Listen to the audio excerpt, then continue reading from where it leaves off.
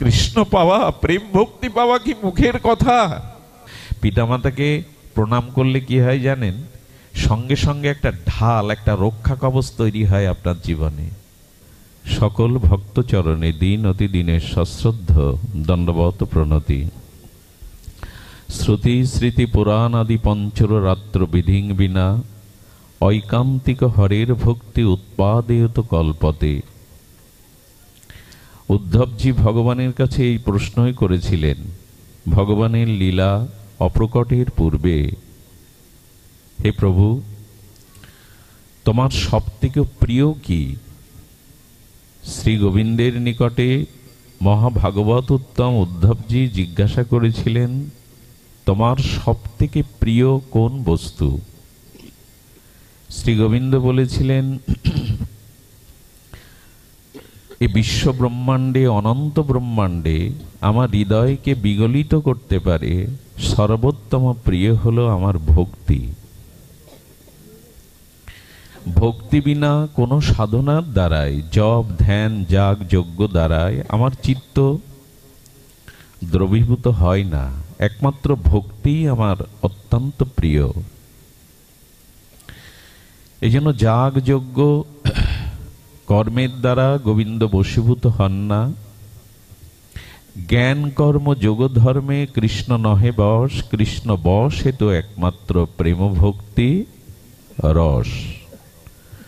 তো সেই ভক্তি যেন আমাদের মনোকল্পিত আচরণ না হয়। ভক্তি কাকে বলে?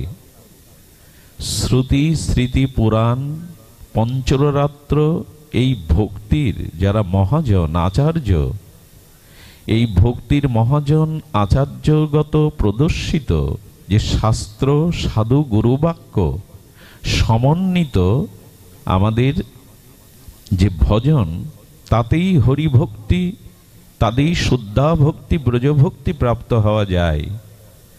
যদি শ্রুতি স্মৃতি পুরাণ ভক্তির মহাজন ব্যতীত আমরা আমাদের ইচ্ছা মতো ভক্তির আচরণ করি, তা সেটি এখানে বলছেন উৎপাত মাত্র।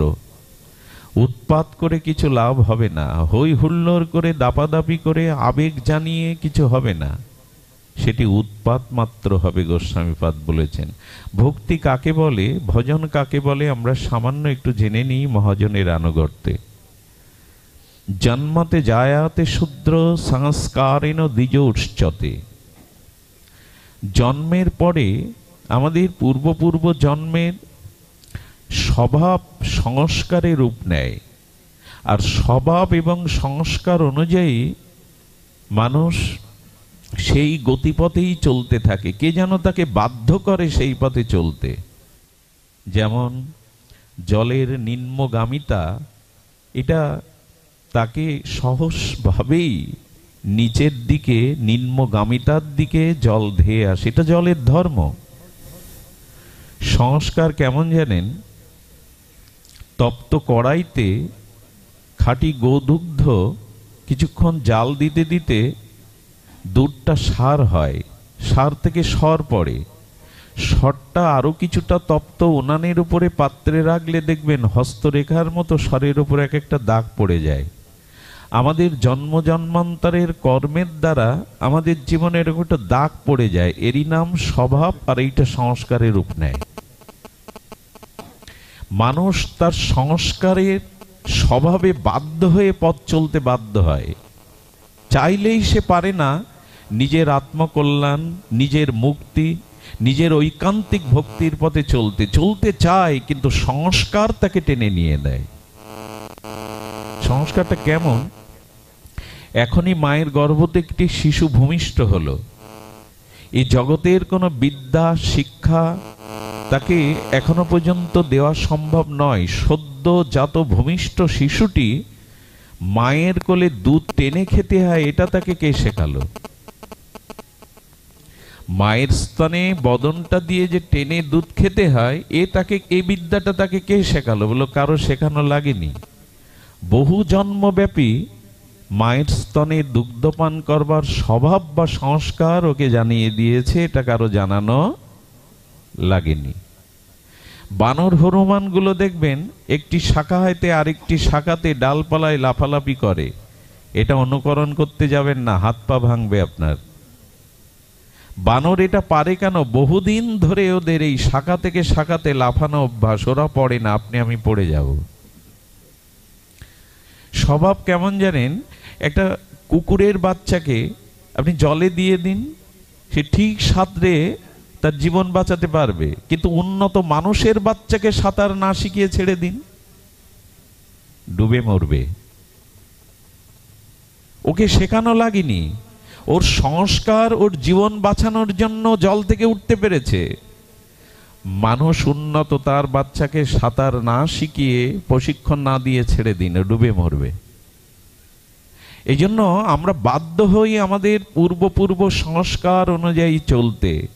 ভজন তাকেই বলে, ভক্তি তাকেই বলে, ওই সংস্কার আমাকে টেনে নিয়ে যায় কাম কামনা ভোগ আসক্তির পথে, অন্ধকার পথে। যখনই কোনো মহতের কৃপায়, শ্রী গুরু কৃপায়, ভাগবত কৃপায় মানুষ ওই সংস্কারের বিরুদ্ধে যুদ্ধ ঘোষণা করে তার নিম্নগামী, তার প্রবৃত্তিগামী, তার ভোগবৃত্তিগামী মনকে, সংস্কারকে ভগবতমুখী, চেতনমুখী, সংস্কারমুখী করতে পারে, এরই নাম ভজন। আমি তো বাধ্য হবই আমার পূর্ব সংস্কারের দ্বারা নিচে নামতে। অনন্ত জন্মের ভোগ বাসনা কামনা, এই কুসংস্কার আমাকে নিচে নিয়ে যায়। যেদিন এই সহজাত স্বভাবজাত সংস্কারের বিরুদ্ধে আমি যুদ্ধ ঘোষণা করতে পারবো, ওই প্রবৃত্তিময়, বৃত্তিময়, ধ্বংসময় সংস্কার থেকে আমি আমার আত্মকল্যাণ, নিজের উদ্ধারের চেষ্টায় বিপরীতগামী হতে পারবো, এরই নাম ভজন, এরই নাম সাধন। তো সেটি আমাদের প্রয়োজন, এমনি এমনি হবে না, ভজন চাই। আর এই ভজনটা শুরু হয় আমাদের জীবনে মহতের অনুগ্রহ বা কৃপাতে। আপনারা জানেন রঘুনাথ ভট্ট গোস্বামী আমাদের বারাণসী কাশীতে, এই মুক্তিতীর্থে মহাপ্রভু 8 মাস ছিলেন তপন মিশ্র আলয়ে। আলয়টা এখন ভগ্ন। কাশীতে যারা যাবেন, মহাপ্রভু যেখানে 8 মাস ছিলেন, মুক্তিতীর্থ বারাণসীর এই তপন মিশ্র আলয়ে। তপন মিশ্রের সন্তান রঘুনাথ, যিনি পরবর্তীতে ষড়গোস্বামীর অন্যতম রঘুনাথ ভট্ট গোস্বামী নামে খ্যাত হয়েছিলেন। তো মহাপ্রভু যখন 8 মাস পরে ব্রজের উদ্দেশ্যে আর তিনি কাশী ত্যাগ করবেন, বারাণসী ত্যাগ করবেন, তখন ভট্ট গোস্বামী শিশু বা একটু কৈশোর উকি দিয়েছে, তাকে ডাকলেন, ডেকে ঠিক এই কথাগুলো বলছেন মহাপ্রভু, নির্দেশ দিচ্ছেন মহাপ্রভু, 8 মাস রহি প্রভু ভট্টে বিদায় দিলা। 8 মাস কবিরাজ কৃষ্ণ গোস্বামীর অনবদ্য, আমরা স্বর্ণাক্ষরে যেভাবে লিখেছেন চৈতন্য চরিতামৃতে তা বলছি, 8 মাস রহি প্রভু ভট্টে বিদায় দিলা। ভট্টকে বিদায় দিচ্ছেন, কি বলছেন?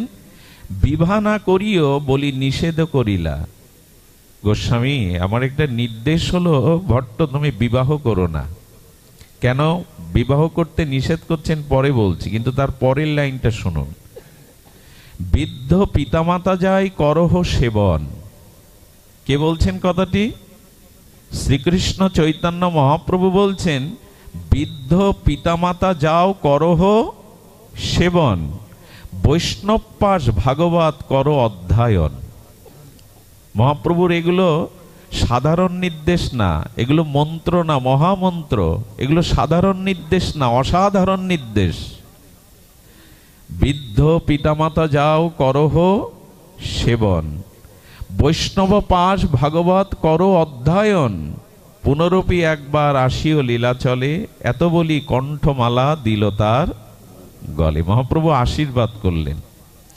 এখানে আমার বলবার অভিপ্রায় হলো এই, উনি বৃদ্ধ পিতামাতাকে সেবা করতে বললেন। মহাপ্রভু নির্দেশ দিচ্ছেন, কিছু মনে নেবেন না, আমাদের এই বর্তমান কাল একটা অন্ধকারাচ্ছন্ন সময় নেমে আসছে এই ভক্তি জগতেও, ভজন জগতেও।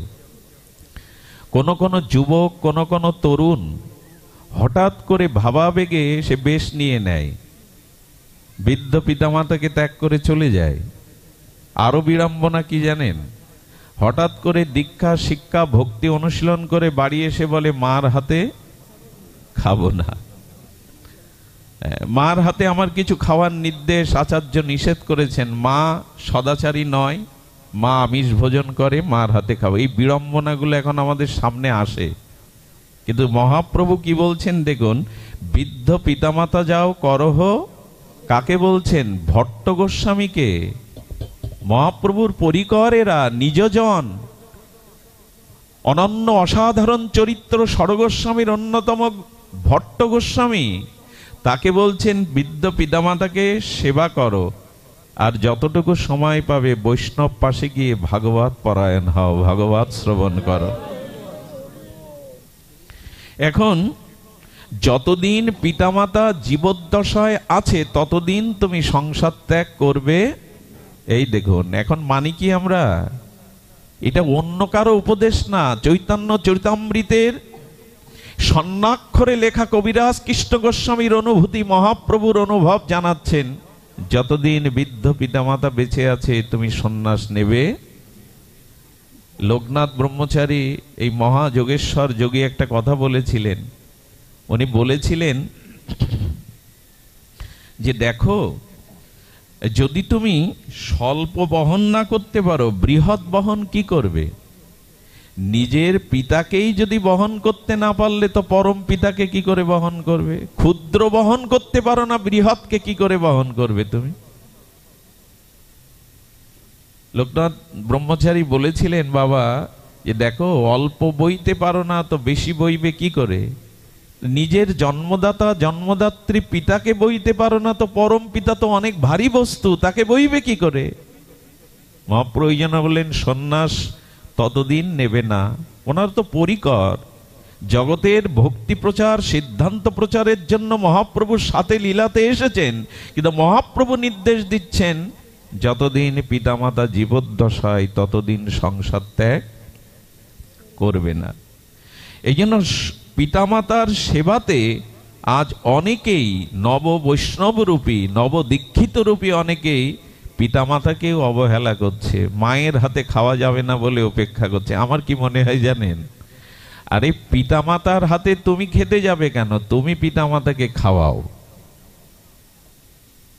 মার হাতে আর কেন খাবে? সেই গর্ভে ধারণ পালন পোষণ সংরক্ষণ করেই তো তোমাকে, দেখবেন বুকের রক্ত কখনো দুধ হয় না, আপনার আমার হবে কি বুকের রক্ত, কিন্তু মায়ের হয়। সন্তানের প্রতি এত স্নেহ বৎসল, স্নেহে বিগলিত রক্ত, স্নেহ বৎসল মায়ের বুকে দুগ্ধে রূপান্তরিত হয়, ভাবা যায়? ডক্টর মহানম্রত ব্রহ্মচারী ভাগবত গঙ্গান্তর তিনি বলেছিলেন, মায়ের স্থানে সিরিজ দিয়ে টানন্ত। সিরিজ দিয়ে টানলে কি হবে? দুধ আসবে, কিন্তু সন্তান টানলে আসে যে, বলো মায়ের মমতা স্নেহ করুণা বিগলিত হয়ে রক্তটা স্নেহে দুগ্ধে রূপান্তরিত হয়। তো সেই মাকে, যার রক্তটাই দুধ হয়ে আপনার জীবন দান করে, অমৃত দান করে, তার হাতে কেন খেতে যাবেন? আপনি মা বাবাকে খাওয়ান। বলে মা যে সদাচারী না, মাকে সদাচারী করো, এটা দায়িত্ব তোমার। সবসময় পিতামাতা সন্তানকে পথ দেখাবে এমন নয়, সন্তান ও পিতামাতাকে পথ দেখাবে। এজন্য শাস্ত্র বলেছে যে দেখুন, একজন গৃহস্থ তার ধর্ম হলো পিতা মাতার প্রতি আনুগত্য, তাদের সেবা ভাবনা। এটি না করলে কি হয়? সাক্ষাৎ জমের মুখে একটু শুনুন, ভয় লাগবে। যদি ভয় লাগে তো ভালো, আর যদি ভয় না লাগে তো বলার কিছু নেই। কি বলছেন? ভাগবতে বিশেষ একটা নির্দেশিকা আছে এই শ্লোকটির উপরে, যস্তজ আত্মজ কল্প আত্মনা চ ধনেন চ বৃত্তিং চ দদাত্তং প্রেত্য সমাংসং খাদায়ন্তি হি। আমার তো ভয় করে অন্তত এই শ্লোকটা পাঠ করতে গেলে। মাতরং পিতরং বিদ্য ভাজ্যাং সাদ্দি সুতং শিশুম গুরু বিপ্রম প্রপন্নং ন কল্প হবি ভ্রশ্বনমৃত। যে পুত্র সক্ষম হয়েও, যে পুত্র শারীরিক মানসিক সক্ষম হয়েও আর নিজের দেহ অর্থ সম্পদ দ্বারা সর্বপ্রকারে পিতামাতার সেবা এবং জীবিকা নির্বাহর ব্যবস্থা না করে, মৃত্যুর পরে যমদূত তার মাংস ছিঁড়ে ছিঁড়ে খায়। আমাদের বর্তমান সমাজে ভক্তির নাম করে, ভজনের নাম করে এখন পিতামাতাও আমাদের কাছে অবজ্ঞার পাত্র পাত্রী হয়ে গেছে। খুব সতর্ক থাকবেন, এটা মহাপ্রভু নির্দেশ দিচ্ছেন, এটা ভাগবত ধর্ম নির্দেশ দিচ্ছেন। যিনি ক্ষমতা থাকা সত্ত্বেও পিতামাতা, সতী স্ত্রী, শিশু সন্তান, ব্রাহ্মণ, গুরু শরণাগত ভরণ পোষণ না করেন, তিনি নিঃশ্বাস ক্রিয়া নিলেও মৃত ব্যক্তি, তিনি জীবিত নন। নিঃশ্বাস নিলেই বেঁচে থাকা হয়, শ্বাস প্রশ্বাস ক্রিয়া নিলেই তাকে বেঁচে থাকা বলে না। চর্মকার, কুর্মকাররা দেখবেন তারা কি করে, তারা চর্ম জাতীয় নির্মিত বিশেষ একটি যন্ত্র, যার নাম হাঁপড়, টান দিলেই নিঃশ্বাস মানে বাতাস বেরোয় আর বাতাস প্রত্যাহার গ্রহণ করে। তো নিঃশ্বাস নিলেই যদি মানুষ হবে, তাহলে এই চর্মকার কুর্মকার নিমৃত হাঁপড়টাকেই মানুষ বলুন না, ও তো নিঃশ্বাস প্রশ্বাস নেয়। ওরাও তো নিঃশ্বাস প্রশ্বাস নেয়, কিন্তু না, একটু বাড়িয়ে দাও সামান্য ভলিউমটা। এই জন্য বললেন মাতারং পিতরং বিদ্য ভাজ্যা সাদ্দিং সুতং শিশুম, এদের প্রতিপালন করুন, এদের প্রতি কর্তব্য করুন। আগে ক্ষুদ্রকে ভালোবাসুন, তারপরে বৃহৎকে ভালোবাসা আসবে। সুধীজন, এই জন্য চলার পথে পিতামাতার আশীর্বাদ একান্ত প্রয়োজন। আমাদের সাধনার পথে, জীবন চলার পথে পিতামাতা গুরুবর্গের আশীর্বাদ ছাড়া আমরা এক পাও এগিয়ে যেতে পারবো না। এটাই এখন বড় ভুল হয়ে যাচ্ছে, এটাই বড় ভুল হয়ে যাচ্ছে। পিতামাতাকে প্রণাম করলে কি হয় জানেন? সঙ্গে সঙ্গে একটা ঢাল, একটা রক্ষা কবচ তৈরি হয় আপনার জীবনে। ওদের ধুলি ধুলি নয়, ওদের হৃদয়ে আপনার প্রতি যে ভালোবাসা আছে, স্নেহ আছে, সেই স্নেহ, ভালোবাসা, দায়িত্ববোধ ওই চরণ ধুলার মধ্যে শক্তি সঞ্চারিত করে আপনাকে রক্ষা করে, বহিঃশত্রুর হাত থেকে রক্ষা করে। এই জন্য শ্রীমান মহাপ্রভু বলুন, রঘুপতি রামচন্দ্র বলুন, ভগবান অখণ্ড অদ্বয় পরতত্ত্ব শ্রীকৃষ্ণ বলুন, তারা কেউ মাকে, এমনকি সিদ্ধ বাবাদের, আপনাদের মনে আসে সিদ্ধ পণ্ডিত রামকৃষ্ণ দাস বাবাজির কথা? আমি এই কথাটি শোনার জন্য হাত জোড় করছি, খুব মনোযোগ দিয়ে। বৃন্দাবনে 4 জন সিদ্ধ মহাত্মা ছিলেন প্রসিদ্ধ, তার মধ্যে পণ্ডিত সিদ্ধ রামকৃষ্ণ বাবাজি মহারাজ প্রসিদ্ধ মহাত্মা, সাক্ষাৎ যুগলকে দর্শন করেছেন, সিদ্ধ মহাত্মাদের মতো অন্যতম অগ্রগণ্য। ওনার গর্ভধারিণী বেঁচে ছিলেন, সন্তানকে দেখার জন্য উনি অতি কষ্টে তখন বনপথে বৃন্দাবনে এসেছিলেন। সিদ্ধ পণ্ডিত রামকৃষ্ণ বাবার কুটিরের সামনে উনি বসেছিলেন যে ছেলে আমায় চিনতে পারবে। কিন্তু পণ্ডিত বাবাদের একটি দশা হলো, ওরা অন্তর্মনা হয়ে থাকে সর্বদা, রাধারানীর চিন্তায় রত। পাশে কি হয়ে যাচ্ছে কেমন জানেন? রাস্তায় যেতে যেতে কারো যদি 10 তলা 20 তলা অট্টালিকা দেখে না, আমার মতো বিষয়ী মানুষ তাকিয়ে দেখে, আহা কি সুন্দর সুরম্য বাড়ি, এ আমার ভাগ্যে হলো না।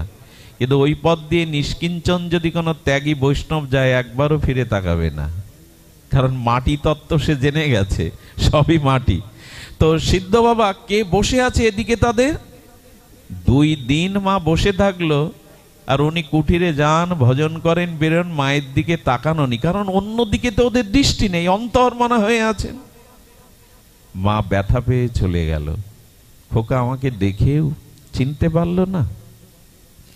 যেদিন মা মনে ব্যথা নিয়ে ভজন কুটিরের সামনে চলে গেল, কি বলবো, ওই মুহূর্ত থেকেই তার হৃদয়ের লীলা চিন্তন বন্ধ হয়ে গেল, আর লীলা চিন্তনে স্ফূর্তি হচ্ছে না। ভগবান লীলাই বন্ধ হয়ে গেল সিদ্ধ বাবার হৃদয়ে, যা স্বতঃস্ফূর্ত ভাবে রাধা মাধবের নিকুঞ্জ মন্দিরের প্রেমলীলা, সেই লীলায় দর্শন বন্ধ হয়ে গেল। ছটপট করতে লাগলেন, জল ছাড়া মিনের মতো, কি অপরাধ আমার। গুরুদেবের চরণে গিয়ে প্রণত করে বললেন, মা এসেছিল, তার দিকে দৃষ্টি দাওনি, সেই মার মনোকষ্টের দ্বারা রাধা মাধব তোমার হৃদয় থেকে সরে দাঁড়িয়েছে, তোমার হৃদয়ে আর রাধা মাধব প্রকাশ হচ্ছে না। সিদ্ধ বাবার চরিত্রে এটা আছে, রামকৃষ্ণ দাস বাবাজি মহারাজে। আরে কারে অপেক্ষা করছেন? কাকে উপেক্ষা করি আমরা ভজনের নামে, সাধুত্বার নামে? সিদ্ধ বাবা চলে গেলেন মায়ের চরণে, 2 চরণ ধরে অনেকক্ষণ কাঁদলেন, মাগো তোমার মনে ব্যথা পাওয়ায় সমস্ত ভজন আমার স্তিমিত হয়ে গেছে, রাধা মাধবের নিত্যলীলা আমি আর দেখতে পাচ্ছি না, কৃপা করো মা। মাকে আনলেন, যতদিন বেঁচে দিলেন সিদ্ধ বাবা নিজে হাতে মাকে সেবা করেছেন। আমার কাছে থাকো তাহলে আমার যুগল, আমার মাধব, আমার ঠাকুরানী আমার কাছেই থাকবে। এই হলো সিদ্ধ বাবাদেরও চরিত্র। রামচন্দ্র ভগবান রঘুপতি সকালে উঠেই আগে মাকে প্রণাম করতেন, মাতৃদেব ভব, তারপরে পিতাকে গুরুকে প্রণাম করতেন। শ্রীকৃষ্ণের কথা শুনবেন, ব্রজরাজ নন্দ বাবা একদিন বলছে, কানাই আমার পাদুকাটা খুঁজে পাচ্ছি না তো। ভগবানকে বলতে পারবে তো আমার পাদুকা কোথায়? নন্দ বাবা কানাইকে বলছে, কানাই আমার পাদুকা কোথায়, খুঁজে পাচ্ছি না তো। কানাই বলছে, বাবা আমি দেখছি। বাইর বাড়িতে গিয়ে দেখে কর্দমাক্ত কাদা ধুলা মাখানো বাবার চরণ পাদুকা। প্রথমে গিয়ে পাদুকায় প্রণাম করলেন কৃষ্ণ, করে কি করলেন জানেন? আচ্ছা বাবার পাদুকা এটা তো প্রণাম্য, আমি কোথায় নেব? ছোট ছোট হাত দিয়ে করপল্লব দিয়ে একটা মাথায় নিলেন, একটা বুকে নিলেন, নিয়ে বাবার পায়ে এসে পরিয়ে দিলেন। একদিন গোষ্ঠে যাচ্ছে সখাদের সাথে, মা যশোদা ডেকে বলছে, কানাই গোপাল আজ তোর বিপদ হবে রে।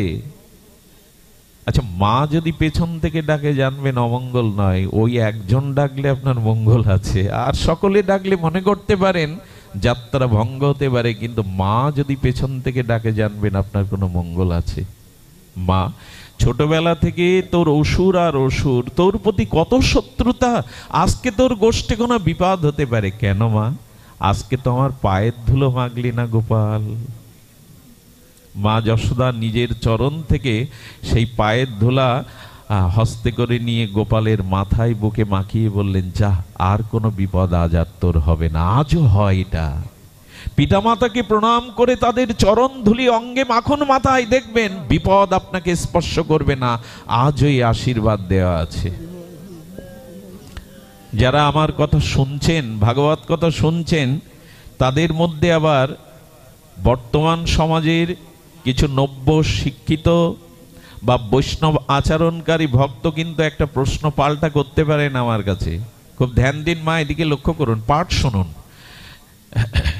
একটি প্রশ্ন কিন্তু তুলতে পারেন, যে মহাপ্রভু বলছেন পিতামাতার সেবা করো, ভাগবত পরায়ণ হও, সেই মহাপ্রভু কিন্তু এর বিপরীতে আর একটা কথা বলেছেন। আপনাদের সাংঘর্ষিক মনে হতে পারে। সাংঘর্ষিকটা কি জানেন?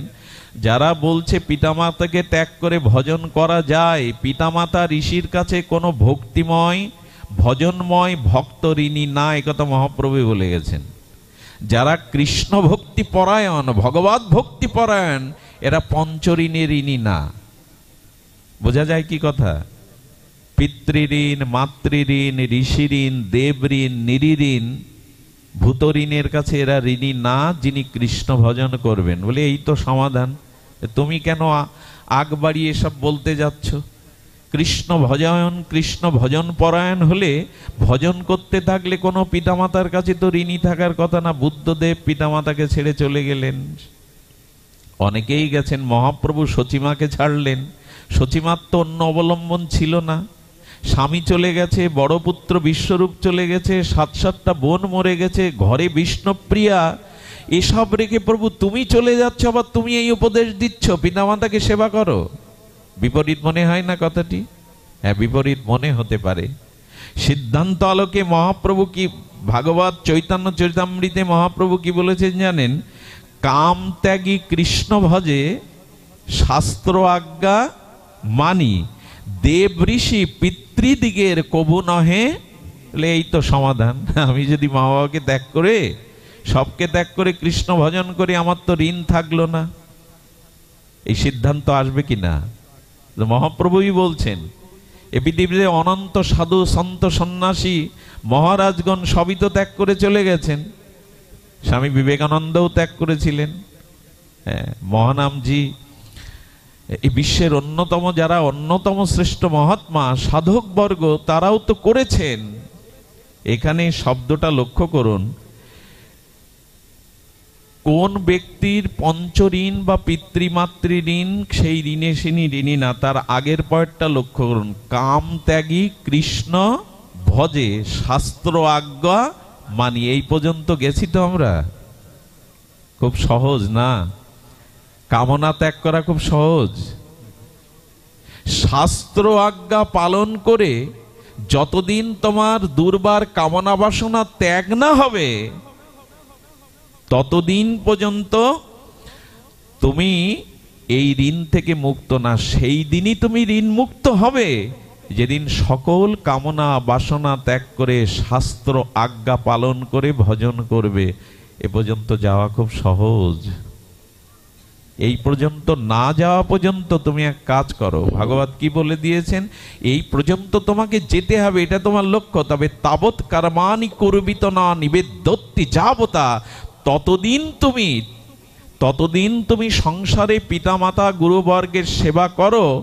মত কথা শ্রবণাদৌ বা শ্রদ্ধা যাবত জায়তে যাবন্ন জায়তে, যতদিন আমার উপর পূর্ণ আত্মসমর্পণ না জন্মাবে ততদিন তোমাকে এই কাজ করে যেতে হবে। খুব সতর্ক। এই যুক্তি যেন আমরা পাল্টা তুলে আবার পিতামাতা গুরুবর্গের সেবা বঞ্চিত না হয়। সমস্ত কামনা ত্যাগ করে শাস্ত্র আজ্ঞা মেনে যেদিন আপনি প্রস্তুত হবেন, সেই দিনই আপনি কারো কাছে ঋণী হবেন না। সেটি বলেছেন, যে কাল পর্যন্ত নিত্য নৈমিত্তিক কর্মে মনে নির্বেদ অবস্থা না আসে, বাসনা শূন্যতা না আসে, ততদিন সংসারে থাকো, ততদিন এদের সেবা করো। যেদিন আমার কথায় তোমার পূর্ণ শ্রদ্ধা হবে, আত্মসমর্পণ হবে, সেদিন জানবেন। পরমহংস একটি কথা বলেছিলেন, গাছের কাঁচা ফল ঝড়েও পড়ে না। বেলটা তো পড়তে চায় না, বেল শ্রীফল কাঁচা অবস্থায়, কিন্তু যখন পেকে গেল আর আংশুড়িও লাগবে না, ঝড়ও লাগবে না, আপনি থেকেই পড়ে যাবে। যেদিন সাধন করতে করতে পিতামাতার সেবা করতে করতে যেদিন তোমার কামনা থাকবে, শাস্ত্র আজ্ঞা পূর্ণ পালন করবে, সেদিন তোমার ত্যাগ করতে হবে না, ত্যাগ আপনিতেই এসে যাবে তোমার জীবনে। সেই দিন ত্যাগ করো, তার আগে এদের ত্যাগ করতে যেও না। এই জন্য শাস্ত্র বলেছে যে না, সেবা করো। এটা আমাদের প্রাথমিক পড়া। এই পড়াটা হলো আমাদের প্রাথমিক পড়া। মাস্টার কি বলে, ছোট শিশুরা ভর্তি হলে কি বলে, ওদের কি পড়া? প্রাক প্রাথমিক শিশু পড়া। এই শিশু পড়াটা আমাদের, যেমন যদি অ ক খ আমরা হাতে খড়ি না দেই, উচ্চ অক্ষর জ্ঞান, উচ্চ বিদ্যা জ্ঞান কিন্তু এই হাতে ঘড়িটা খুব দরকার। আমাদের প্রত্যেকেই আমাদের দরকার হাতে খড়ি। প্রাথমিক কাজটা আমাদের কিন্তু করতেই হবে। ভজন আমাদের জীবনে কি আনে, আমি সময় যেহেতু অতিবাহিত করে ফেলেছি, অপরাধী হয়েছি, এই জন্য সংক্ষিপ্ত সূত্র বলি। ভজনের মধ্যে যে জিনিস থাকতে হবে সেটা হলো ত্যাগ এবং বৈরাগ্য। এই বিষয়ে আজকের কিঞ্চিত আলোচনা। ভজনে যদি সফলতা আসতেই হয়, সেই প্রেম ভক্তি লাভের জন্য যদি হৃদয়ে কিঞ্চিত উৎকণ্ঠা ব্যাকুলতা জাগে, আপনার অভিলাষ যদি ভগবৎ প্রাপ্তি হয়, এই জন্ম জরা মৃত্যু ব্যাধি কাল কবলিত হতে যদি, সংসার চক্র থেকে যদি আপনাকে উদ্ধার হতে হয়, তবে আপনার ভজন জীবনে প্রথম যেটি প্রয়োজন, সেই প্রয়োজন হলো বিষয় ভোগাসক্তি ত্যাগ। আর এটাই ছিল মহাপ্রভুর শিক্ষা। তবে মহাপ্রভুকে দিয়েই শুরু করি। ত্যাগ এবং বৈরাগ্য না হলে এ পথে কিছু পাওয়া যাবে না। যশ খ্যাতি অর্থ বিত্ত স্বর্গপ্রাপ্তি এগুলি যদি ধান্দা থাকে হৃদয়ে, তবে এ পথে এসো না। এ পথে আসতে গেলে তোমাকে দুটি জিনিস প্রয়োজন। প্রথমটি প্রয়োজন হলো ত্যাগ এবং বৈরাগ্য। ত্যাগ বৈরাগ্যের দৃষ্টান্তটা শ্রীমান মহাপ্রভুর চরিত্রাও থেকে আমরা একটু আস্বাদন করি। শয়নের কালে স্বরূপ তাহাই রহিলা। খুব ধ্যান দিয়ে শুনুন, বড় মার্মিক কথা। শয়নের কালে স্বরূপ তাহাই রহিলা, তুলিগাণ্ড দেখি প্রভু ক্রোধাবিষ্ট হইলা। প্রভু ক্রোধ করছেন, চৈতন্য ভগবান রাধা কৃষ্ণ মিলিত তনু পরতত্ত্ব ক্রোধ করছেন। কেন? গোবিন্দের পুছে ইহা করাইল কঞ্জন, জগদানন্দের নাম শুনি সংকোচ হইল মন। কি দেখেছেন জানেন প্রভু? প্রভু দেখেছেন মহাপ্রভু শয়ন করতেন কিসের ওপর শুনুন। শেষ 12 বছর গম্ভীর গাম্ভীর্যের মধ্যে মহাপ্রভু স্মরণ করতেন, 12 বছর মাথায় কোনো বালিশ দেননি। যে ভগবান আমাদের ভক্তি দান হরিনাম দান করতে এসেছিলেন কৃপা করে, এই কারুণ্য ঘন বিগ্রহ এমন করুণা নিয়ে, এমন দরদ নিয়ে জীবের সামনে আর কোনো ভগবৎ স্বরূপে অবতার আসেনি। আমার মহাপ্রভু নিতাই চাঁদ যে রূপে এসেছেন, আর কেউ আসেনি, আসবেও না আগামীতে। শ্রীমান মহাপ্রভু কিসে শয়ন করতেন? মাথায় বালিশ ছিল না। মহাপ্রভু শয়ন করতেন কলা সরলা, দেখেছেন? কলার পাতার মাঝখানে যে শক্ত অংশটা থাকে ওকে সরলা বলে। ওই সরলাটা রৌদ্রে শুকিয়ে চিকিয়ে চিকিয়ে একটা পাল্লা পুরানো প্রসাদী কাপড় সেলাই করে মহাপ্রভু স্বীকার করেছিলেন। কেন জানেন? সরব বলেছিল, প্রভু সচিমা বড় কান্নাকাটি করে, তুমি মেঝেতে শুয়ে থাকো, মাথায় বালিশ দাও না, আর বিরহ কাতর হয়ে মুখ ঘষো, মেঝেতে ছটপট করো। এ কথা জানার পরে সচিমার বড় কষ্ট হয়, প্রভু তুমি এই সরলার ডাটা দিয়ে চিকানো একটা পুরানো প্রসাদী বস্ত্রে সেলাই করে দিয়েছে এই কলার পাতার যে সরলা, এটুকু অন্তত স্বীকার করো। মা ব্যথা পাবে জেনে মার আজ্ঞা লঙ্ঘন করবে না বিধায় মহাপ্রভু ওইটুকু স্বীকার করেছিলেন। আজও যদি কেউ পুরীতে যান তবে সেই কাঁথাটা কিছুটা অংশ রাখা আছে, আজও রাখা আছে। 12টা বছর মাথায় বালিশ দেননি। সারা রাত রায় রামানন্দ স্বরূপ দামোদরের গীত গোবিন্দ কৃষ্ণ করণামৃতের এই বিরহ তাপদগ্ধ মাথুর বিরহে বিরহিনী রাধারানীর মতো মহাপ্রভু শুধু চোখের জলে বিরহ কাতর হয়েছেন। হ্যাঁ, কি করেছেন জানেন? স্বরূপ দামোদর কে ডেকে বলছেন, গোবিন্দ দাসকে ডেকে বলছেন, এটা কে আনলো? মহাপ্রভু ক্রোধান্বিত হলেন। কি করেছে জানেন? জগদানন্দ মহাপ্রভুর পরিকরগণের মধ্যে অন্যতম। ইনি পূর্বলীলায় দাপরে শ্রীকৃষ্ণের প্রেয়সীবরা সত্যভামা দেবী ছিলেন। অম্লমধুর সম্পর্ক মহাপ্রভুর সাথে। অম্লমধুর বাজেন তো, খুঁটিনাটি হতো, কিন্তু ভালোবাসা দুজনের সাথে খুব প্রগাঢ়। কখনো রাখতেন, কখনো প্রীতি করতেন, এই অম্লমধুর সম্পর্ক। এই জন্য জগদানন্দ মহাপ্রভু কষ্ট পাবে বলে আর কি করেছে জানেন? শিমুলের তুলা দিয়ে একটা দামি কাপড় দিয়ে একটা তোষক মতো কাঁথা মতো বানিয়ে এনেছেন। যেই ওটা মহাপ্রভু দেখেছে, গোবিন্দেরে পুছে ইহা করাইল কোনজন? কে করেছে? মহাপ্রভু ক্রোধান্বিত হয়ে বলছে, এটা কে এনেছে, কে করেছে? জগদানন্দের নাম শুনি সংকোচ হইল। কারণ জগদানন্দের নাম শুনলে মহাপ্রভু একটু সংকুচিত হয়ে যেতেন। অম্লমধুর সম্পর্ক তো। গোবিন্দেরে কহি এই তুলি দূর কইলা, গোবিন্দ এটা নিয়ে যাও, শুধু ভক্তি হয় গো। জানেন কি মহাপ্রভু রাধারানীর ভাবকান্তি নিয়ে এসেছেন তো। একদিন ললিতা সখী নিকুঞ্জ মন্দিরে রাধারানীর শয়ন থেকে উত্থিত করে দেখেন রাধারানীর তপ্ত কাঞ্চন কোমল অঙ্গে একটু লাল দাগ।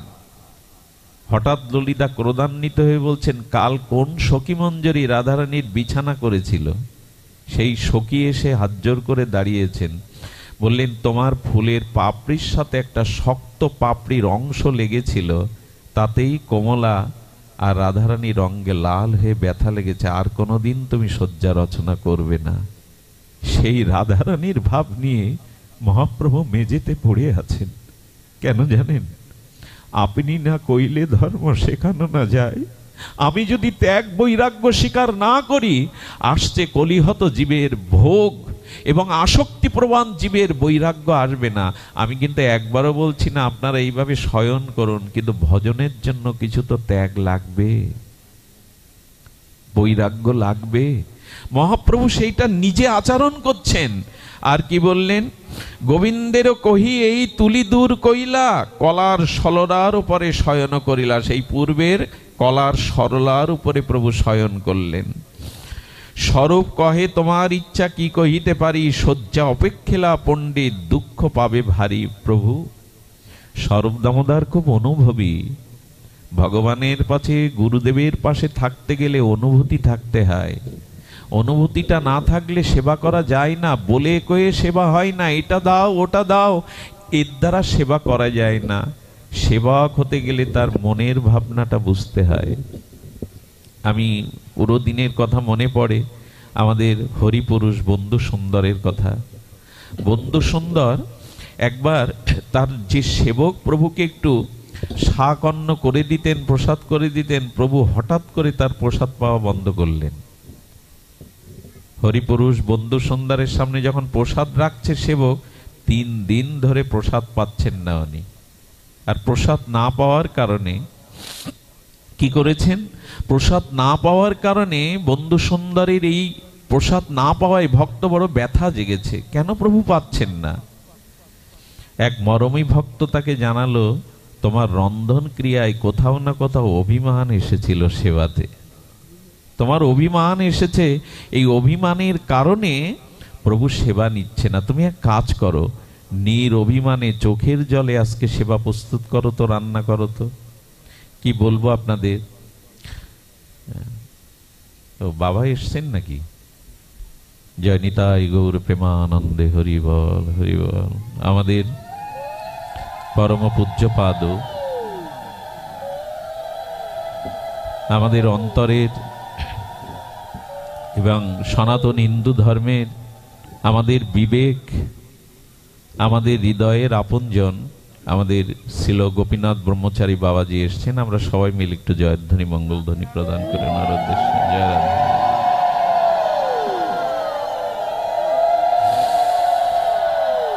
জয় রাধে।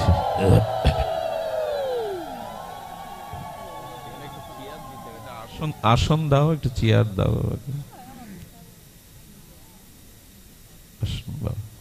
আমাদের পরম ভাগ্য, আমি প্রায় 5 ঘন্টার পথ অতিক্রম করে এসে, আমার এটা বড় প্রাপ্তি। বাবাও এসেছেন, আমি জানতাম না উনি আছেন। আমরা তার দীর্ঘায়ু কামনা করি। আমাদের সনাতন ধর্মের বিবেক এবং আমাদের না বলা কথা যিনি খুব স্পষ্ট করে বলেন, সেই বাবাজির চরণে দণ্ডবাদ প্রণাম এবং বাবাকে নিবেদন করছি এখানে আসতে। বাবা, বাবা আসুন, বাবা আসুন। জয় নিতাই গৌর হরি বল।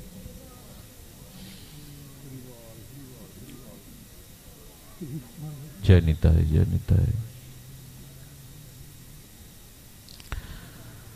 প্রভু কহেন, খাট এক আনহ পাড়িতে। স্বরূপ দামোদর গোস্বামী বলছেন, প্রভু জগদানন্দ বড় ব্যথা পাবে মনে। বাবা আসুন, উপরে আসুন, বাবা এখানে। জগদানন্দ বড় ব্যথা পাবে প্রাণে প্রভু, তুমি অন্তত স্বীকার করো। প্রভু তখন স্বরূপ দামোদরকে বলছেন, এক কাজ করো। প্রভু কহেন, খাট আনহ পাড়িতে। প্রভু বলছেন, এক কাজ করো, ওই তোষকের উপরে একটা খাট আনো, একটা খাট আনো। হ্যাঁ, জগদানন্দের ইচ্ছা আমার বিষয় ভুঞ্জাইতে, ও চাইছে আমাকে বিষয়ী করতে। দেখুন, সেবা করতে গেলে বলেছি অনুভব লাগে। হরিপুরুষ বন্ধু সুন্দরের এই সেবক কি করলেন সেদিন শুনুন।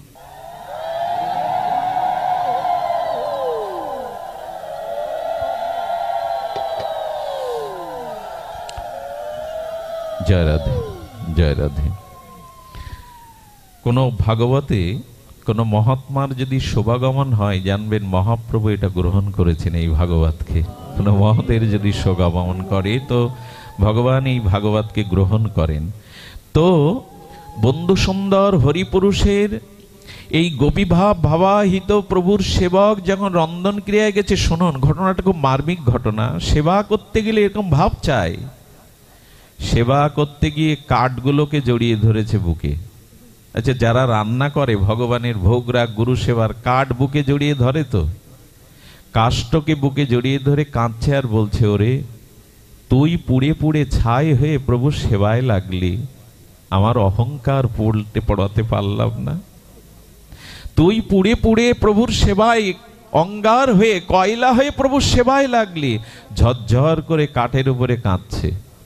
চাউলগুলি হাতে নিয়ে বলছেন, তুমি ছিলে শক্ত কঠিন, কিন্তু তপ্ত জলে, ফুটন্ত জলে তুমি ফুটে ফুটে ফুটে ফুটে তুমি শ্বেত শুভ্র হলে, তুমি কমল হলে। আর কমল হয়েছ, কিন্তু আমার হৃদয় প্রভুর সেবার জন্য তো কঠিনতা গেল না, অভিমান গেল না। চালগুলিকে ডেকে ডেকে কি বলছেন ধ্যান দিন, বললেন তুমি ফুটন্ত জলে ফুটে ফুটে আর কঠিন থেকে নির্মল হয়ে যাও, শ্বেত শুভ্র হয়ে যাও। প্রভুর সেবাতে আমার কঠিন অভিমান অহংকার তো গেল না, আমি তো বিশুদ্ধ সাত্ত্বিক হৃদয় দিয়ে সেবা করতে পারলাম না। শুধু ভক্তগণ জলগুলিকে ডেকে ডেকে চোখের জল ফেলে ফেলছেন, তুমি ফুটিয়ে ফুটিয়ে তোমাকে তাপ দিয়ে দিয়ে তুমি প্রভুর সেবায় লাগলে, আমি লাগতে পারলাম না। এইভাবে ক্রন্দন করতে করতে যেদিন ভোগ লাগিয়ে বন্ধু সুন্দর হরিপুরুষের সামনে দিল, প্রভু একটু ঠোঁটের কোণে বাঁকা ঠোঁটে হেসে সেদিন প্রসাদ গ্রহণ করলেন। একটু তো বৈরাগ্য চাই। বললেন জগদানন্দের ইচ্ছা আমার বিষয় ভুঞ্জাইতে। ও তোষক এনেছে জগদানন্দ, একটা খাট আনো, পালঙ্ক আনো, আমাকে বিষয় ভোগ করাও। চৈতন্য মহাপ্রভু সতর্ক করছেন, আগামী দিনের প্রগতিশীল ভক্তিপথের গৌড়ীয় বৈষ্ণবদের আচার্যদের ত্যাগ চাই, ত্যাগ চাই। সেই ত্যাগের জ্বলন্ত দৃষ্টান্ত মহা সন্ন্যাসী মানুষ আমি, আমার ভূমিতে শয়ন, আমাকে খাটতুণ্ডি গণ্ড মস্তকমণ্ডন, এজন্য আমি সন্ন্যাস নিয়েছি, এজন্য আমি সন্ন্যাস নিয়েছি। সন্ন্যাসের পূর্বে বিষ্ণুপ্রিয়া দেবীকেও মহাপ্রভু এই কথা বলেছিলেন। কি বলেছিলেন জানেন? আহা, বিষ্ণুপ্রিয়া দেবীর দুটো হস্ত গৌরহরি নিজের হাতের মধ্যে নিলেন, নিয়ে বললেন, প্রিয়া প্রিয়া, জগৎ জীবের জন্য প্রেম ও ভক্তি দানের জন্য তোমাকে এই ত্যাগ স্বীকার করতে হবে। প্রিয়া শোনো, তবে বলি, কোন সন্তান রেখে যদি মা মারা যায়, তবে পিতা সন্তান প্রতিপালন প্রায়শ করতে পারে না। কিন্তু যদি পিতা মারা যায়, মা ভিক্ষা করে কাঙালিনী হয়ে দাসী হয়ে সন্তানকে প্রতিপালন করতে পারে। মহাপ্রভু প্রিয়াজিকে বলছেন, প্রিয়াজি, আমি জীবের পিতা, আমি চলে গেলেও তুমি জগৎ জননী, তুমি বৈষ্ণব জননী, তুমি গৌড়ীয় জননী, তুমি যদি ত্যাগ বৈরাগ্য স্বীকার না করো, তোমার সন্তানগণ ভগবতমুখী হবে না, ত্যাগমুখী হবে না। আমি তোমার উপরে দায়িত্ব দিয়ে গেলাম, আমি তোমার উপরে দায়িত্ব দিয়ে গেলাম, তুমি বৈষ্ণব জননী হও, ত্যাগ মূর্তিমন্ত হয়ে তুমি বৈষ্ণব সমাজকে বাঁচাও, ভক্তকে বাঁচাও। আমাদের সামনে যদি বিষ্ণুপ্রিয়ার এই ত্যাগ, মহাপ্রভুর আদর্শ, গোস্বামীগণের এই ত্যাগ বৈরাগ্য না থাকতো, আমরা প্রায়শ পথ হারিয়ে ফেলতাম গো, পথ হারিয়ে ফেলতাম। অন্ধকারে চলার জন্য তো প্রদীপের আলো দরকার, দীপশিখা দরকার। গোস্বামীগণ মহাপ্রভু আমাদের এই দীপ জ্বালিয়ে গেলেন। কৃষ্ণকে পাওয়ার জন্য, প্রেম ভক্তির জন্য চাই ত্যাগ এবং বৈরাগ্য। মহাপ্রভু স্বীকার করেননি। জগদানন্দ দেখলেন মহাপ্রভুর দিব্য উন্মাদ দশায় সংকীর্তনরত, ক্রন্দন করতে করতে প্রভুর মাথার উপরে হাত দিলে যেন হাত পুড়ে যায়। বিরহের একটা, শোকের একটা তাপ আছে তো, সেই তাপে প্রভুর মাথা তপ্ত হয়ে যায়, উপরে হাত দিলে যেন কিছু পুড়ে যায়। জগদানন্দ নবদ্বীপ হতে সতীমাকে দর্শন করে কিছুটা সুগন্ধি শীতল তেল নিয়েছিলেন মাটির ভাণ্ডতে। প্রভু যদি স্বীকার করে, প্রভুর মাথায় যদি একটু দেওয়া যায়। জগদানন্দ মাথায় করে বেয়ে এনে মহাপ্রভুকে বলেছিলেন, প্রভু এত কাঁদো, এত বিরহ শোকে তোমার মাথাটা বড় তপ্ত হয়ে যায়, প্রভু এই তৈল এনেছি, একটু যদি স্বীকার করো। মহাপ্রভু জগদানন্দর দিকে তাকিয়ে বলছেন, খুব ভালো করেছো, আমাকে শীতল করবার জন্য শীতল সুগন্ধি তৈল এনেছো, যাও এই মুহূর্তে জগন্নাথের মন্দিরে দেবালয়ে দিয়ে আসো, তাতে প্রদীপ জ্বলবে। ঠান্ডা তেল মাখবো, শীতল হব, ভালো জামা কাপড় পরবো। হ্যাঁ, এর জন্যই তো সন্ন্যাস নিয়েছি, এর জন্যই তো ধুলায় গড়িয়েছি। তুমি আমাকে ভোগ দিতে চাও, দেহ সুখ দিতে চাও, যাও জগন্নাথের দেবালয়ে প্রদীপের তৈলধারায় দিয়ে এসো। জগদানন্দ বলছেন, হ্যাঁ দেব। যে যাকে ভালোবাসে না, সেই ভালোবাসার মানুষের প্রতি তার স্নেহ মমতা থেকে অভিমানও আসে, অনুরাগ থেকে অভিমান, নিজজনের প্রতি ছাড়া তো অভিমান আসে না। জগদানন্দ মহাপ্রভুর সামনে সেই তেলটা উঠানে ছুঁড়ে মারলেন। জগন্নাথের দেবালয়ে প্রদীপ দেব না, এত কষ্ট করে বেয়ে এনেছি, যদি একটু স্বীকার করো মাথায় দাও, শুধু জগন্নাথের দেবালয়ে এই নাও তোমার তেল। মহাপ্রভুকে অনুরাগে ভালোবাসায় ছুঁড়ে ফেলে দিলেন। তেলগুলো আঙিনায় যখন নষ্ট করে দিলেন, গিয়েই ঘরে দৌড় লাগিয়ে দিলেন। আপনাদের কি বলবো, 2 দিন দরজা খোলেননি জগদানন্দ, 2 দিন প্রসাদও পাননি, ঘরের মধ্যে ডুবরে ডুবরে কেঁদেছেন। আর কত ত্যাগ দেখাবে জগতের জন্য? আমি এত কষ্ট করে নবদ্বীপ থেকে একটু তৈল আনলাম শীতল, সেটাও মাথায় দেবে না। আর কত ত্যাগ চাই তোমার, আর কত বৈরাগ্য চাই তোমার? যাক, আমি খাবো না, জীবনই ত্যাগ করব। ভক্তের মরম ও ব্যথা তো ভগবানই বোঝে। মহাপ্রভু উঠে গিয়ে জগদানন্দর দরজায় কড়া নাড়ছে। জগদানন্দ বড় মধুর কণ্ঠে বলছে, ওঠো জগদানন্দ, এই দেখো তুমি প্রসাদ পাওনি বলে আমিও পাইনি, ওঠো, রন্ধন করো, আমাকে প্রসাদ পাওয়াও। জগদানন্দ ওঠো। যেই প্রভু বলেছেন প্রসাদ পাওয়া হয়নি, তুমি দিলে পাবো, সঙ্গে সঙ্গে অভিমান জল হয়ে দরজা খুলে চরণে পড়েছে। প্রভু, কেন পাওনি তুমি? এই হলো আমাদের ঠাকুর, এই হলো আমাদের আদর্শ ত্যাগ বৈরাগ্য। এ পথ ভোগের পথ নয়, এ পথে যশ খ্যাতি পূজা প্রতিষ্ঠা মালা পরাবার পথ নয়। আজকে যদি এই আচরণ মহাপ্রভু করে না যেতেন, আমরা এই পথ পেতাম না। মহাপ্রভু আমাদের এই ত্যাগ বৈরাগ্যের মন্ত্রেই দীক্ষা শিক্ষা দিয়ে গেছেন। ত্যাগ ছাড়া তো হয় না গো, ত্যাগ ছাড়া হয় না। রঘুনাথ দাস গোস্বামী, আরাক গোস্বামী পাদ, জানেন এখান থেকে 550 বছর পূর্বে তাদের নিট আয় ছিল বছরে 8 লক্ষ টাকা। 20 লক্ষ টাকা আয়ের 12 লক্ষ টাকা তারা সরকারকে দিত, 8 লক্ষ টাকা তাদের নিট আয়। 6 বছর আগে 8 লক্ষ টাকা মানে এখন বুঝতে পাচ্ছেন। সেই হিরণ্য গোবর্ধনের সোনার চামচ মুখে নিয়ে এসেছিলেন আমাদের রঘুনাথ দাস গোস্বামী পাদ। ইন্দ্র সম ঐশ্বর্য, রম্ভা উর্বশী সম স্ত্রী, ছোট একটা পুত্র হয়েছিল, কিন্তু রঘুনাথ দাস গোস্বামীকে ঘরে তালা দিয়ে রাখা যায়নি। রাতের অন্ধকারে তিনি গৌর পথে চলেছিলেন। জানেন, 15 দিনের পথ পরিক্রমায় যেতে যেতে 9 দিন কোনো আহার করা হয়নি। এমনি পাওয়া যায় গো তারে? এ পথে ত্যাগ বৈরাগ্য না থাকলে হয় না। সব পেছনে ফেলে দিয়ে আর ছুটে চলেছেন। যেতে যেতে যেতে যেতে তিনি ক্ষুধায় কাতর হয়ে গৌর বিরহে ওখানে পড়ে মূর্ছিত হয়ে গেছেন। এক ব্রাহ্মণ বাড়ি থেকে বেরিয়ে দেখে এক নবযুবক, তীব্র ত্যাগ বৈরাগ্যের মূর্তি তার দেহে, তিনি মূর্ছিত হয়ে পড়ে আছেন। বদনে মৃদুমন্দ একটাই শব্দ, হা গৌরাঙ্গ, হা গৌরাঙ্গ। এই শব্দ। বৃদ্ধ গাভীর দুগ্ধ দহন করে, দুগ্ধটা একটু তপ্ত করে সেবা পুজিগি করে কিশোরকে খাইয়ে বললেন, কোথায় যাবে তুমি? লীলা চলে। আশীর্বাদ নিয়ে চললেন। সেই তপ্ত রৌদ্রে আর কাঞ্চনা সম গায়ের রং পুড়ে ছায়ের মতো হয়ে গেছে। ক্ষুধার্ত রঘুনাথ বিরহ ব্যথায় বৈরাগ্যের তিনি গিয়ে মহাপ্রভুর চরণে পড়লেন। প্রভু দেখেও চিনতে পারছে না, গাটা পুড়ে গেছে তো রৌদ্রে, না খাওয়া না দেওয়া। হ্যাঁ, স্বরূপ দামোদর কানে কানে বললেন, প্রভু তোমার রঘুনাথ এসেছে। রঘুনাথ এসেছো, বুকে টেনে নিলেন এবং ঠিক সেই মুহূর্তে মাথায় হাত দিয়ে বললেন, তোমার কৃষ্ণ ভক্তি প্রাপ্তি হোক। সব ছাড়তে পেরেছো তুমি, সবই পেছনে ফেলতে পেরেছো। এই দিনই প্রভু আশীর্বাদ করলেন। এর পরের ঘটনা আপনাদের জানা।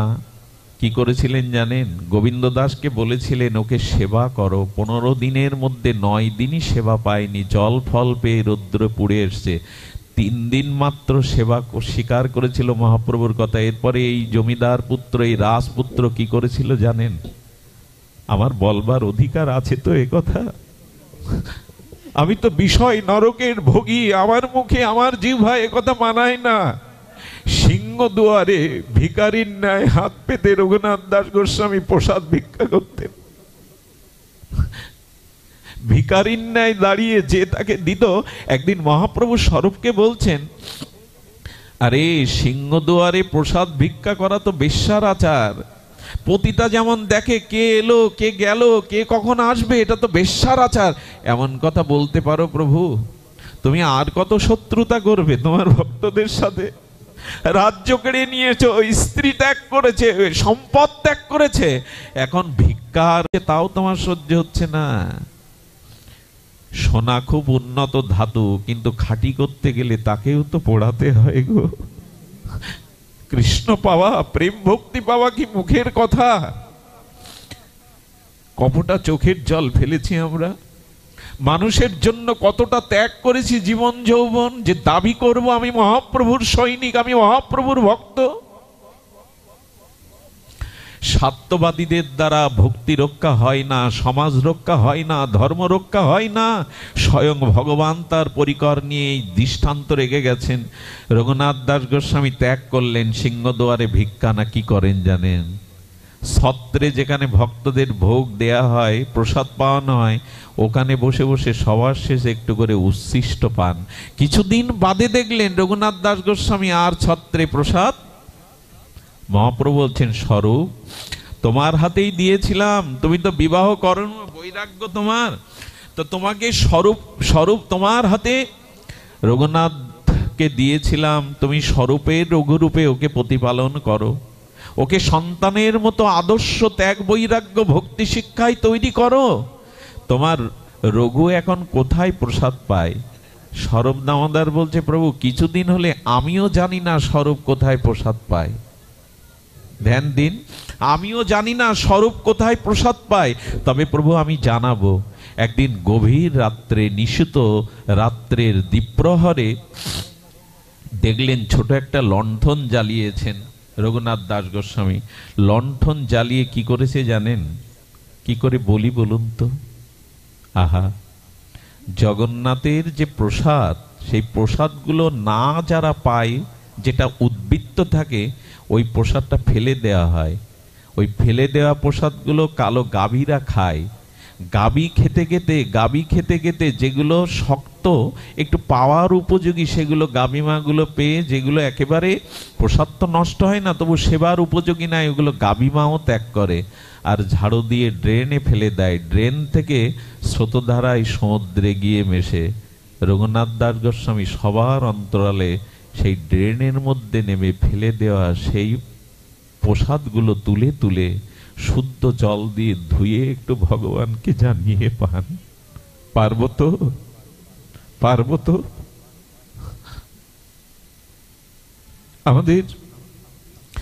আমাদের প্রেম ভক্তির মহারাজ বলেছেন, হ্যাঁ, ছেঁড়া কাঁথা নাড়া মাথা।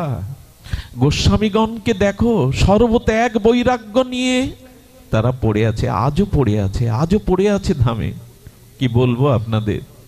বিশ্ববন্দিত পাবন পদরেণু বৈষ্ণব সেবার মূর্তিমন্ত বিগ্রহ, কেশী উপকণ্ঠ হতে তিনি এই বাংলাকে, আমাদের গৌড়ীয় সমাজকে সেবা যিনি হাতে ধরে শিখিয়েছেন। অনবদ্য কিংবদন্তি গৌর গোবিন্দের সেবক ছিল মুরারি মোহন দাস বাবাজি মহারাজ।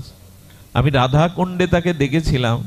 রাধাকুণ্ডে দেখেছি একটা থান পরা, জানেন, বড় বড় শেঠেরা যার দুয়ারে লাখ লাখ টাকা নিয়ে সেবার জন্য দাঁড়িয়ে থাকে, বাবা যদি একটু স্বীকার করেন। তিনি কি কাপড় পরেছেন জানেন? একটা থান। সেই থানটা 1 মাসেও ধৌত করা হয়নি। ওই থানটা 1 মাসেও কাঁচা তো যাবে না, ধৌত করা হয়নি। বাবাকে প্রশ্ন করলে বলে, আমার তো প্রেম নাই, আমার তো ভক্তি নাই। ব্রজের ধুলা মাখা এই কাপড়ে যদি ধুলা লেগে যায়, ওই ধুলা আমাকে স্পর্শ করিয়ে যদি একটু ভক্তি প্রেম দিতে পারে, তাই তো এটা পড়েছি। চৈতন্য বাবারও একই দশা। আর একজন তো পড়ে আছে মুখরা আর গভীর জঙ্গলে মাটির তলে। তিনি ছেঁড়া গামছা পরে থাকেন, যিনি ভারতবর্ষের অন্যতম নৈয়ায়িক আচার্য, বড় পণ্ডিত বাবা। বড় পণ্ডিত বাবা এই জন্য ত্যাগ চাই। এই জগতে ত্যাগ ব্যতীত, বৈরাগ্য ব্যতীত ভক্তি সুরক্ষণ হয় না, ভক্তি রক্ষণ হয় না, কারোর হয়নি, এটা হওয়া সম্ভব নয়। এই জন্য মহাপ্রভু স্বীকার করেননি। সেই জল দিয়ে ঢেলে শুদ্ধ করে এক মুঠো পান। মহাপ্রভু একদিন গিয়ে রঘুনাথ দাস গোস্বামীর পেছনে বসেছে। রঘু, রঘু কি পাচ্ছ তুমি? মহাপ্রভু হাতের মুষ্টিটা ধরেছে। রঘু কি পাও? আমাকে দাও, আমাকে একটু দাও। প্রভু এটা তোমার পাওয়ার যোগ্য নয় প্রভু, এটা তুমি পেতে পারো না। মহাপ্রভু জোর করে মুষ্টি থেকে কেড়ে বদনে তুলে দিয়ে বললেন, নীতি নীতি এমন প্রসাদ পাও রঘু, আমাকে কেন একটু দাও না? যেটা জগন্নাথ পেয়েছে সেই প্রসাদ ভক্ত পাওয়ার পরে মহাপ্রসাদ হয়েছে, আর গাবিমা প্রসাদ পেয়ে মহাপ্রসাদ হয়েছে, আর সেটা তুমি যখন পাও আমাকে কেন দাও না? মহাপ্রভু কেড়ে খেলেন। কি বলবো, আমাদের গৌর হরি যেমন কাঙালের ঠাকুর, তিনি কাঙাল বানাতে চেয়েছেন। শুক্লম্বর ব্রহ্মচারীর আর ঝোলা থেকে 3 মুষ্টি মাধুকরী ভিক্ষা করে ফুটিয়ে দিয়ে পান, সেই মাধুকরীর চাল পাত্র থেকে তুলে চিবাতে শুরু করেছেন মহাপ্রভু। মহাপ্রভু আনন্দে বললেন, ভক্তের পাত্রেরও যে প্রেম ভক্তি থাকে আমার জানা ছিল না। শুক্লম্বর, তোমার এই মুষ্টি ভিক্ষা চাউলের মধ্যে, পাত্রের মধ্যে এত ভক্তি। মহাপ্রভু নৃত্য করতে শুরু করেছেন। শুক্লম্বর হাত জোর করে বললেন, প্রভু কাকর মিশানো, ধান মিশানো এটা পাওয়ার উপযোগী নয়, একটু ফুটিয়ে নিতে দাও।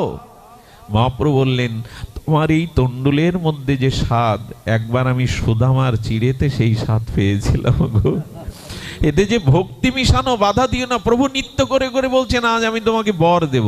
প্রভু কিছুই চাই না, তোমার চরণ ছাড়া কিছুই তো চাই না। বললো, না চাইলেও আমি এত প্রসন্ন বর দেব। কি বর দিলেন জানেন? এই দেখুন আমার গৌরহরির বর দেওয়ার অভিনবত্ব দেখুন। আমি বর দিলাম, তুমি জন্ম জন্ম ভিখারি হও। ধর্মকর্ম আরাধনা করে কি মানুষ ভিখারি হতে, কাঙাল হতে? এই দেখুন আমার ভগবান, এই দেখুন আমার গৌর, বলে জন্ম জন্ম ভিখারি হও। তখন আনন্দে ধুলাই গড়িয়ে বলছে, বর যখন দিলে, কৃপা যখন করলে, আর একটা বর দাও গৌর হরি, আর একটা বর দাও। কি চাই বলো? বলেন, আমি জন্ম জন্ম ভিখারি হয়ে গৌর গৌর বলে ভিক্ষা করব, আর তুমি জন্ম জন্মান্তরে ভিখারির থলে থেকে এমনি করে কেড়ে কেড়ে খাবে। কথা দাও প্রভু, কথা দাও, কেড়ে কেড়ে তুমি পাবে। এই জন্য বলছি, আমাদের এই ধর্ম, আমাদের এই বৈদিক সনাতন ধর্মে ত্যাগ বৈরাগ্যের আদর্শই সমুন্নত। আমার যেহেতু বাবা বসে আছেন, যাদের কথা বলছি তাদের উত্তরসূরি উনি, সব ছেড়েছেন। এই জন্য ওনাকে পাশে রেখে এই ত্যাগ বৈরাগ্যের কথা বুঝি বেমানান আমার মুখে। তবু এইটুকু বলবো, আসুন ত্যাগ বৈরাগ্যের দ্বারাই আমরা এই পথে চলি। এক দেশের জন্য আর এক ভগবানের জন্য যারা ত্যাগ স্বীকার করে, এক মানুষের জন্য যারা ত্যাগ স্বীকার করে, এই জগতে তারাই মহান, তারাই আচার্য, তারাই আগামী দিনের পথ রচনা করবে। ত্যাগ ছাড়া জগতে কোনো শান্তি আসতে পারে না, ধর্ম প্রতিষ্ঠিত হতে পারে না। ত্যাগের মহা মহিমা কি বলবো আপনাদের। সবশেষে ভক্তের একটা ত্যাগের মহিমা বলেই আমরা বাবার কাছে আসব। শুনুন তাহলে। আমি শুরু করেছিলাম, উদ্ধব মহাভাগবতম গোবিন্দের কাছে এই প্রশ্নই করেছিলেন, জগতে তোমার সব থেকে প্রিয় বস্তু কি? গোবিন্দ বলেছিলেন ভক্তি। আর সেই ভক্তিকে যারা ধারণ করে, সেই ভক্ত, একটা ছোট্ট অনুরোধ করি, ভক্তি পাওয়ার জন্য কেউ ভগবানের পিছনে দৌড়াবেন না, ভক্তি পাওয়ার জন্য কেউ ভগবানের কাছে যাবেন না। ভগবান নিজেই বলেছেন, আমার কাছে ওটা নেই, অথচ ওই ভক্তি আমারই স্বরূপ বৃত্তি, কিন্তু আমার কাছে পাবে না। বড় পণ্ডিতজি বলেছেন, পিতৃভক্তি পিতার কাছে না, পুত্রের কাছে থাকে, সন্তানের কাছে থাকে। স্বামী ভক্তি স্বামীর কাছে না, সহধর্মিনীর কাছেই থাকে। আর গুরু ভক্তি গুরুদেবের কাছে না, গুরু ভক্তি থাকে শিষ্যের কাছে। দেখুন, ভগবত ভক্তি ভগবানের কাছে না, ভক্তের কাছেই থাকে। ওদের দুয়ারে যাও, ভক্তের দুয়ারে যাও, ভক্তের চরণ ধুলি, চরণ ধৌত জল, উচ্ছিষ্ট প্রসাদের মাধ্যমে এই ভক্তি তুমি পাবে। যাও, ভক্তের কাছে যাও। এই জন্য ভক্ত চরিত্র আমাদের আস্বাদন করতে হবে। ভক্ত চরিত্র আমাদের সামনে দর্পণ। শুনুন সেই কথা, একটু ধ্যান দিয়ে অনুধ্যান করুন। আমি এটি বলেই বাবার কাছে যাব, বিশ্রাম পাবো। ভাগবত একটু ধ্যান দিন। আমাদের জগন্নাথ দেবের অন্যতম ভক্ত হয়েছিলেন আমাদের মাধব দাস বাবাজি। নামটা শুনলেই বড় প্রীতি আসে, নামটা শুনলেই চিত্ত বড় শুদ্ধ হয়। মাধব দাস বাবাজি সব ছেড়েছিলেন, ত্যাগ বৈরাগ্যের মূর্তি নিয়ে জগন্নাথকে ভালোবেসে উনি চলেছেন পুরীর পথে। তখন বৃন্দাবন প্রায় লুপ্ত, জঙ্গলাকীর্ণ, বৃন্দাবনে কেউ যেত না। বৃন্দাবনের পরিচয় তো মহাপ্রভু এসে দিলেন, গোস্বামীগণ বৃন্দাবন প্রকাট করলেন, লুপ্ত তীর্থ উদ্ধার করলেন। তবে শুনুন, মাধব দাস চলেছেন 3 দিনের পায়ে হাঁটা পথ। জগন্নাথ পুরীতে গিয়ে দেখেন সমুদ্রের তীরে এক বাবাজির কুটিয়াতে বাবাজি নাই, হয়তো অন্য কোথাও ভজন করতে গেছেন। ওই কুটিয়াতেই তিনি 3 দিন বসে ভজন করছেন। কয় দিন? আচ্ছা, যিনি ভজন করছেন 3 দিনে মাধব দাস বাবাজির খাওয়া নেওয়ার কথা ভুলে গেছে। ভজন এদের এত প্রিয়, এরা জাগতিক ক্ষুধা তৃষ্ণাও ভুলে গেছে। যেমন সন্তানহারা মা 12 বছর দেবতার আশীর্বাদে কেউ যদি কোলে গোপাল পায়, আর 3-4 বছর পরে যদি ছেলেটা মারা যায়, ওই মা খাবে তো 2-3 দিন? তাকে স্নান করানো যাবে তো? শয়ন করানো যাবে তো? দেখবেন শুধু চারিদিকে ফ্যাল ফ্যাল করে তাকাবে, মাথার ওপর জল দিলে দেখবেন শুকিয়ে যায়। ওষ্ঠে যদি কেউ দুধ দিয়ে দেয়, পাড়া প্রতিবেশী গাল শিবে পড়ে যায়, দুধ ভেতরে যায় না। ওই চারিদিকেই যেন দেখছে ওই আমার গোপাল, ওই বুঝে হাত বাড়িয়ে মা বলে কোলে আসবে। এই দৃশ্য ছাড়া তার সামনে কিছু থাকে না। তেমন এরা, ওই ভক্তরাও গোবিন্দ ছাড়া, ভজন ছাড়া এদের জাগতিক অন্যদিকে দৃষ্টি নাই। 3 দিন ধরে আর ক্ষুধা তৃষ্ণায় নিরন্তর অবিচ্ছিন্ন তৈল ধারায় ভজন করে চলেছে। শুনুন, জগন্নাথ মন্দিরে আজও এই নিয়ম আছে, খুব ধ্যান দিন, লীলাটি বড় মার্মিক শিক্ষণীয়। সোনার থালায় পাণ্ডারা জগন্নাথের রাতের ভোগ সাজিয়ে রাখেন। কেন জানেন? আমার জগন্নাথ ক্ষুধা সহ্য করতে, রাতে যদি ক্ষুধা লেগে যায়, লক্ষ্মী দেবীকে সাক্ষী রেখে থালাটা দিয়ে যায়, সোনার থালা পাবে। এদিকে ধ্যান দিন, এদিকে ধ্যান দিন। সোনার থালায় দিয়েছে, হঠাৎ করে লক্ষ্মী দেবী দেখছেন জগন্নাথের চোখের কোণে চকচক করে উঠেছে জল। লক্ষ্মী দেবী, কমলা দেবী করজোরে বলছেন, প্রভু আপনি কেন কাঁদছেন? কান্নার কারণ শুনবে লক্ষ্মী? ওই দেখো সমুদ্র তীরে আমার মাধব দাস আজ 3 দিন ধরে ভজন করছে, তার মুখে অন্নও যায়নি। আমি ছাড়া তো আমার ভক্তের কেউ নেই, ওরা তো সর্বস্ব আমাকে সঁপে দিয়েছে। লক্ষ্মী, তুমি আমার কথা নাও না, এই থালার প্রসাদটা তুমি মাথায় করে মাধব দাসের ওখানে দিয়ে এসো, যাও। আচ্ছা, জগন্নাথের সেবক নেই, অন্য কাউকে পাঠাতে পারতেন না? গোবিন্দ উদ্ধবকে বলেছিলেন, আমার ভাই বলরামও আমার যত প্রিয় না, আমার লক্ষ্মী যতটা আমার প্রিয় না, আমার সন্তান আমার যতটা প্রিয় না, আমার কাছে আমার ভক্ত ততোধিক প্রিয়। লক্ষ্মী দেবী, আমার পুত্র ব্রহ্মাও আমার কাছে এত প্রিয় না, আমার দাদা বলরাম আমার কাছে এত প্রিয় না, এমনকি লক্ষ্মী দেবীও আমার কাছে এত প্রিয় না, যতটা সর্বস্ব ত্যাগ আত্মসমর্পণকারী ভক্ত আমার কাছে যতটা প্রিয়। জগন্নাথ পাঠাতে পারতেন তার সেবক, কিন্তু লক্ষ্মী দেবীকে দিয়ে পাঠাচ্ছেন। এই জন্য যারা ভজন পথে এসেছেন, এই চিন্তা মাথায় রাখবেন না, থাকবো কোথায় আর খাবো কি। ওটা গোবিন্দ সর্বস্ব সমর্পণকারী ভক্তের যোগক্ষেম আজও তিনি বহন করেন। লক্ষ্মী দেবী যখন যাচ্ছে না, নুপুরটা রুনুঝুনো করছে, দিব্য জ্যোতিতে আকাশ চারিদিকে যেন আলোকিত হয়ে গেছে। লক্ষ্মী দেবী কুটিরের সামনেই থালাটা দিয়ে অন্তর্নিহিত হয়ে গেলেন। চকচকে থালাটা দেখে মাধব দাস বাবাজির ওই যে জ্যোতি, নুপুরের ধ্বনি দেখে যখন চোখ খুলেছে, দেখছে স্বর্ণ থালা, আর সেই প্রসাদ থেকে একটা দিব্য পবিত্র চিন্ময় গন্ধ আসছে। ভগবানে ভোগ লাগলে যদি সঠিকভাবে লাগানো যায়, ওটা দিব্য গন্ধ আসবে, ওটা পেলে ভজন অনুরাগ বাড়বে, ওটা পাওয়ার সাথে সাথে হৃদয় শুদ্ধ হবে। একেই বলে প্রকৃত প্রসাদ, ভগবানের অধরামৃত। প্রসাদের সুগন্ধ ভেবে ভাবছেন কেউ না কেউ দিয়ে গেছে, হয়তো প্রসাদটা পেলেন, পেয়ে সমুদ্রে থেকে থালাটা একেবারে পরিমার্জন করে যেখানে ছিল রেখে দিলেন। যে দিয়ে গেছে সে হয়তো নিয়ে যাবে, সোনার দিকে আর তার খেয়াল কি, কিন্তু প্রসাদ পেয়ে ভজন বেড়ে গেল। আমার কি মনে হয় জানেন, প্রসাদ পাওয়াটা দরকার, কারণ প্রসাদ পাওয়াটাও ভজনের একটি অঙ্গ। প্রসাদ পেলে ভজন বাড়ে। অলসতা, আমরা তো খেলেই ঘুমাই, অলসতা আসে, কিন্তু প্রকৃত প্রসাদ পেলে ভজনে আরো অনুরাগ বাড়ে। ভজন করতে শুরু করলেন। সকালবেলা পান্ডা গিয়ে দেখছেন সোনার থালা নাই। সব সেবকদের ডেকে আর মহারাজকে ডেকে যখন থালার অন্বেষণে ব্যতিব্যস্ত, জগন্নাথের মূল্যবান প্রসাদী থালা চুরি হয়ে গেল, কে এসে সংবাদ দিল মাধবদাস বাবাজির কুঠিরে এই থালা পাওয়া গেছে। তাকে প্রথমে বেঁধে আনা হলো, তাকে পিলারের গায়ে বেঁধে পাণ্ডারা বেত্রাঘাত করতে লাগলো। নীরবে কোনো কথা বলেন না, নীরবে কোনো কথা বলছেন না। এরপরে পাণ্ডারা বলল, জগন্নাথের স্নান অভিষেকের সময় হয়েছে, ওকে বেঁধে রাখো, ওর মাঠটা পরবর্তীতে পাওনা আছে, আমরা আগে জগন্নাথের অভিষেক স্নান করিয়ে আসি। কি বলবো সেদিনের ঘটনা। জগন্নাথকে অভিষেক করিয়ে যখন পোশাক শৃঙ্গার করা হচ্ছে, পোশাক বদলাতে গিয়ে দেখে জগন্নাথের পিঠে বেত্রাঘাতের চিহ্ন, রক্তাক্ত হয়ে গেছে।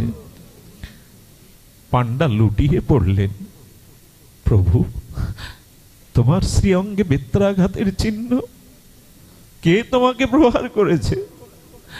জগন্নাথ দিব্য বাণীর দ্বারা বললেন, একটু আগে যাকে মারলে না, তার পিঠে আমি পিঠটা পেতে দিয়েছিলাম, ও চুরি করেনি, আমি আমার ভক্তের জন্য প্রসাদ রেখে এসেছিলাম, ভালো করেছো। মাধবের কাছে গিয়ে বলছেন এই ঘটনা। মাধব আছাড় খেয়ে বললেন, খুব ভালো করেছো তুমি, হ্যাঁ, আমার বেত্রাঘাত পেট পেতে নিয়েছো, আমাকে এখানে থাকতে দেবে না, না ভজন করতে দেবে না, জানালে তুমি ভক্তাধীন ভগবান। দেখুন, ব্যথা কেউ নিতে পারে না সংসারে। আমার আঙুল কাটলে না এ সংসারে আপনজনদের রক্ত ঝরবে না, আমাকে সর্প দংশন করলে বিষের জ্বালা কারো করবে না, কিন্তু একজনকে যদি জীবন সমর্পণ করতে পারেন এ ব্যথা সে নিতে পারে। 22 বাজারে ঠাকুর হরিদাসকে যেদিন বেত্রাঘাত করা হয়েছিল, ঠাকুর হরিদাসের প্রত্যেকটি বেত্রাঘাত মহাপ্রভু পিঠে করে নিয়েছিলেন। একদিন নবদ্বীপেই দেখিয়েছিলেন, মহাপ্রভুর সমস্ত অঙ্গে ওই বেত্রাঘাতের কালো চিহ্ন। হরিদাস লুটিয়ে পড়েছে, কে তোমার এই কাঞ্চন প্রেম অঙ্গে আঘাত করলো? হরিদাস।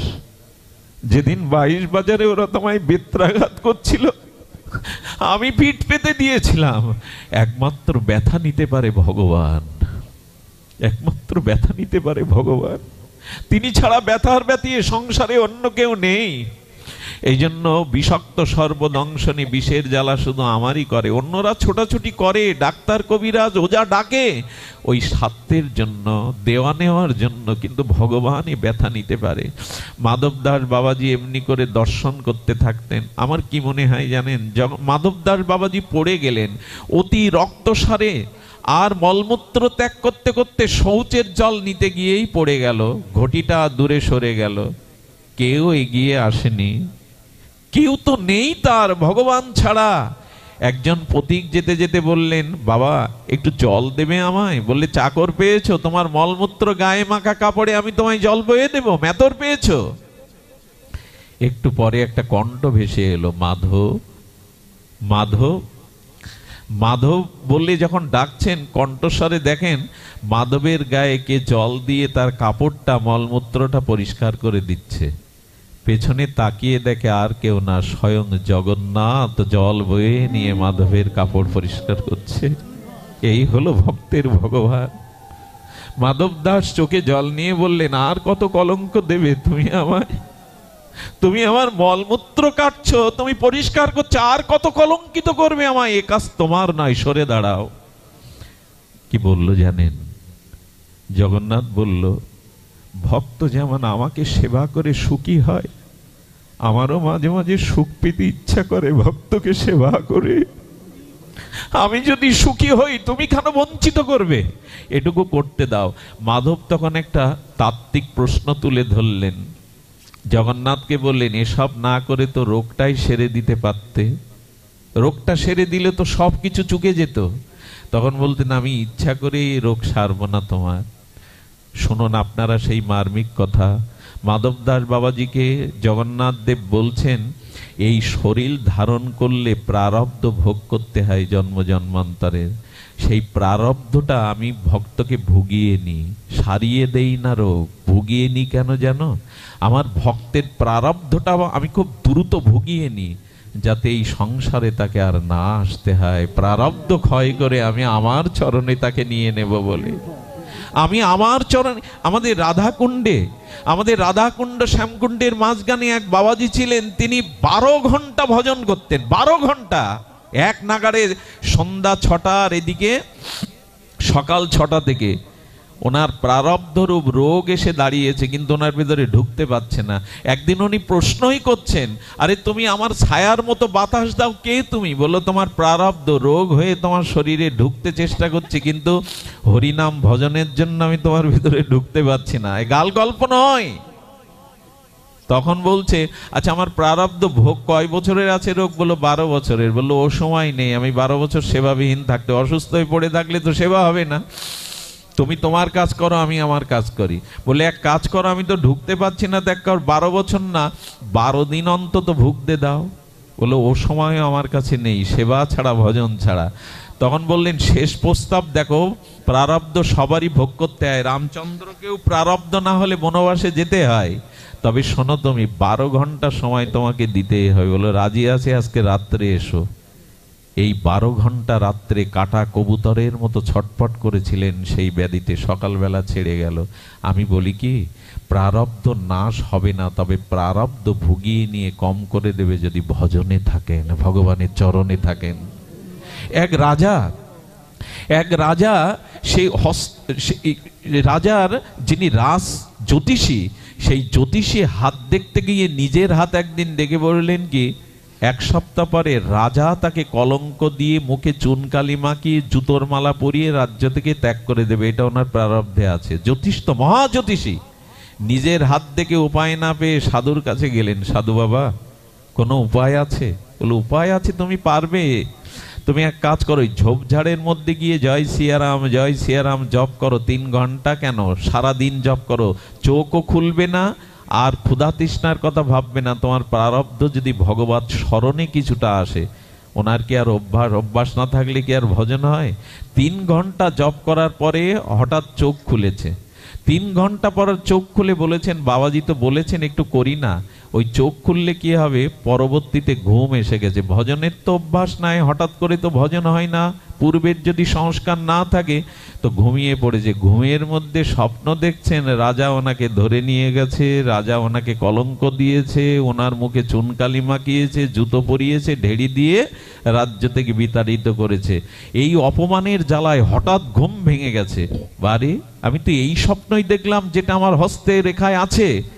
সঙ্গে সঙ্গে সাধুর চরণে গিয়ে পড়লে সাধু হেসে বললেন, যা বেটা, ভগবত স্মরণ নেওয়ায় যেটা বাস্তবে ঘটত প্রারব্ধ, সেটা স্বপ্নের মধ্যেই ভগবান তোর শোধ করে নিল। যা, চলে যা, চলে যা। এই জন্য আসুন, আমরা প্রারব্ধ পূর্ব কর্মফল নিয়েই, জরাব্যাধি অভিশাপ নিয়েই জগতে এসেছি। আমাদের উচিত ত্যাগ ও বৈরাগ্যের দ্বারা ভগবানের শরণ গ্রহণ করা, তার চরণ আশ্রয় করা। এর মধ্যে দিয়েই আমাদের জীবনে পরম প্রাপ্তি। জগন্নাথী মাধবকে বারবার দেখা দিতেন, আনন্দে ভরিয়ে রাখতেন। আমার উদ্দেশ্য বলবার এই, আসুন শুদ্ধ ভক্তির ত্যাগ বৈরাগ্যের মধ্যে দিয়ে আমাদের জীবনকে ভজনময় করে তুলি।